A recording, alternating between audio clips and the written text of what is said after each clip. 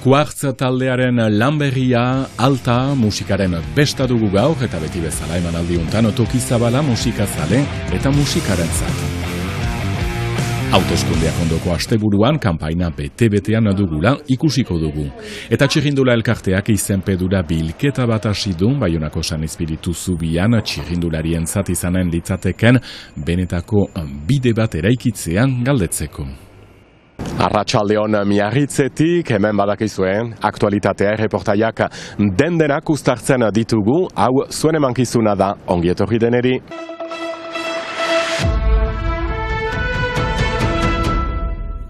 Frantziako legebiltzarrerako hautagaiek 2 aste dituzte hauteslegoa konbentzitzeko eta horretan ari dira iparraldeko 3 hautesbarrutietan aurkeztuko diren alderdiak. Errepublikanoek argi dute haien sedea, Macron eta Muturreko alderdien aurrean alternatiba bat proposatu.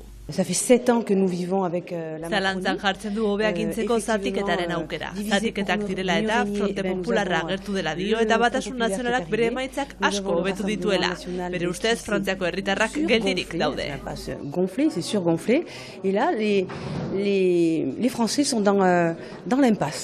Hain zuzen, Valérie Castrek izango da 5. hautesbarrutiko hautagaia, Beñat Casono 4. eta Emmanuel Brisson 6. Azken honen hitzetan, Frantziako herritarrek gaur egun seriostasuna nahi dute. Berriz elkarra entzutaren zai daude. Horiek horrela seriostasun hori irudikatzen duen hautagaia izatea espero du. Euskal Herria eta demokrazia defenditzeko prest agertu dira jeltzaleak. Grazian Mirandebek, Jean-Marie Ramuzpe eta Jean Telletxea 4, 5 eta 6. hautesbarrutiko hautagaiak izango dira. Hainbat ardatzerantzeko helburua azaldu dute alanola, euskara, etxebizitza eta baita tokiko botereen indartzea ere. Lurraldearen ahotsa Parisen entzunarazi eta autogobernuko instrumentuak eskuratu nahiko lituzke. Baigira gu girela bakarrak Euskal Herriaren botza zinez ekartzen aldugunak. Gu gira azken finean hautagaitza abertzale argiena, pragmatismotik, lurraldetik sortzen dena, eta lurralde hau biziki ongi ezagutzen dugu, haren fruituak eta haren eragileak baigira ororen gainetik, eta senditzen bai dugu, gu girela izango gaienak, lurraldehunen interesak, Ipar Euskadiren interesak defenditzeko hemen eta Parisen. EAJak fermuki uste du sorpresa bat izango dela hauteskunde hauetan, lurraldean geroz eta presentzia handiagoa dutelako. Gaurko hirigune elkargoak baditu bere akatsainitz eta legeak ere behar dira ahamoldatu, holako egitura isa eleko egiturako izariko horiek hobekiago errespeta ditzazten eien barneko lurraldeak. Berriki sortu den Fronte Popularrak ezkerreko indarrak batu eta eskuin muturrari buru egiteko alternatiba bat proposatu nahi du. Horretarako, Iñaki Etxaniz 4. hautesbarrutiko hautagaia izango da, Colette Cadebel sozialista 5. eta azkenik Peio Dufo abertzalea 6. Ezberdinen arteko batasuna direla azpimarratu dute. Iñaki Etxaniz gaur egungo diputatuaren esanetan, iraganeko disputak alde batera jartzeko momentua da. Les égos et parfois les querelles de ces 20, 30 ou 40 dernières années. Etxebizitza eskubidea, laborantza, euskera edo bake prozesua izango dute ardatz, demokrazia parte hartzailea sustatuz. Fronte Popularrak itxaropenaren bozak bildu nahi ditu ekainaren 30. Hainbat urtez uste dut jendea kontra bozkatu duenik hemen lujalde untan. Babesteko zerbaitetaz, norbaitetaz edo eta hor aldiz sortzen da alternatiba bat. Lujaldeari lotua eta baita ere Parisen aukera bat baduena. Eraikitzeko, beste gizarte bat eta esperantza hortan da. Modem alderdiak beste modu batez egindako politika proposatzeko 2 hautagaiak aurkeztu ditu 5. eta 6. hautesbarrutia. Christian Debez eta Florence Lazer izango dira urrenez urren. Emakume libre eta engainatua bezala aurkeztu denak eskuin muturra geldiarazteko garrantzia azpimarratu du. Bizitako egoeraren aurrean buru egin behar dela dio Lazerrek. Iparraldea bakearen lurraldea dela kontuan hartuta ezinezkoa zitzaion muturrekok diren 2 alderdiak parez pare ustea. Hautagaiak bere hitzetan muturrekoak diren alderdiak irabazten badute euskera arriskoan izango litzateke. 2021 France Insoumise alderdiko kide guztiek molak legearen kontra bozkatu dutela nabarmendu du. Tous les députés de la France Insoumise ont voté contre. 4. hautesbarrutian hautagairik proposatzen ez duen arren, Jean-Jacques Lazer departamentuko presidenteak pertsonalki sustengua adierazi dio hautagaia ere den Jean Lazali.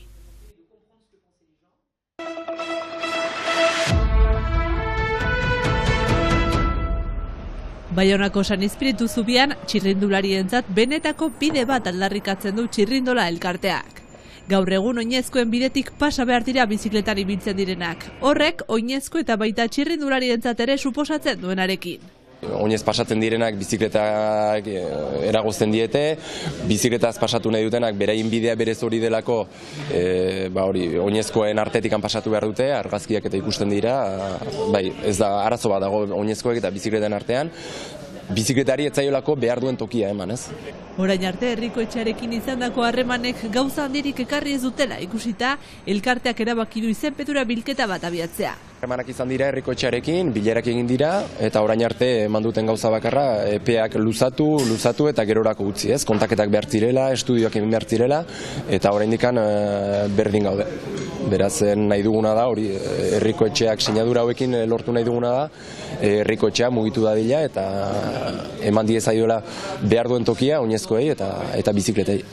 Baionan gaindi bizikleten sare asko hobetu daitekela uste du txirrindolak. Genezake 2008an egon zela azelerazio moduko bat, ez? Bizikleta bideen aldeko proiektu desberdinak sortu ziren, gaur egun geldialdi batean sartu garela esan daiteke, ez? Puntu beltz asko daude oraindik Baionan konpontzeko, puntu beltzoiek soluzionatuta azkenean loturak hobetu daitezke, eta azkenean loturak hobetzen diren momentuan bizikleta gehiago izango dira Baiona inguruan, ez? Eta horrek esan nahi du, gero eta bizikleta gehiago, autoen arazoa ere konponbide bat emango zaiola, ez? Bizikleta ez da ikusi behar, hori ez, errepidean tokia hartzen duen arazo bat bezala, baizik eta konponbide bat bezala.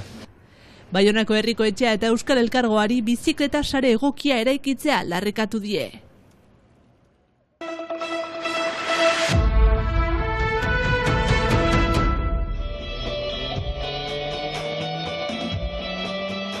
Mizeliu Montxoak basoan, lurpean, informazio sare izugarri bat sortzen du, eta horrela deitzen da baita ere, Ximun Garat, Paul Cuesta, Marilu Lapeirat eta Bruno Martanek sortu duten proiektua ere. Dola bizpailu urte hor, Polekin gitarista jolarekin hor, egin nuen zerbait notatu biak gustuak nuen elektromusikaren zat. Okera bazen berekin zerbait sortzea, beraz gurekin hasi zen, eta gero ez hauzen ginen ere Marilu kantaria eta Bruno bate jolea, eta elkartu ginen, eta gero pixkanaka taldea sortzen, musika pentsatzen. Beren sarea sortuta, Mariluk idatzitako hitz batzuk izan dituzte lehen fruituak garatzeko helduleku. Idazle guziak bezala idazten ditut testu batzuk ez direnak inoiz plakarretik ateratzen, eta batez ere batzutan imaginatzen dugu kantu batzuk, eta instrumentuak imaginatzen dugu ere, eta ezin dugu gu haurek jo beraz. Atxiki ditut kantu horiek baztegerat, eta kantu batekin, baita melodia batekin ere etorri nintzen haien gana, eta segidan bere ganatu zuten, hasi ziren instrumentuak gehitzen, eta hori bikaina zen. Eta uste dut lehen kantuak gutxi gora bera hola sortu ginetuela, zerbaitetik hasi behar da. Eta gero, aldatuko dugu orain, haiek hasiko dira musika egiten, eta gero honik edo testu bat banuen baina musikari gabe, edo izan banituen testu batzuk ere zaineri melodiak aldatu dudan egokitzeko haien sorkuntzai, eta orain aldi guztiz gauza ezberdinak entzaiatzen ditugu. Desberdinak bai, baina pop elektronika estiloan gure holtza eta estenetan presentzia irabazten ari den estiloa. Goiko musikak horretara joeten dira ere, zentara, joka eta ustez beste estiloak aski ikusiak dira ere, beraz untsa da ere beste soinuetara ibiltzea ere, eta saiatzea gauz batzu, eta beraz, berba tendenzien girela, beraz, doika.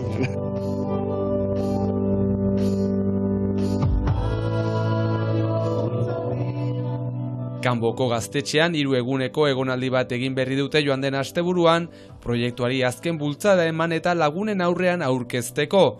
Eta udan, uztaia eta agorrian, jada hainbat data finkatua dituzte, baina momentuz ez dute diskoa plazaratzeko asmori.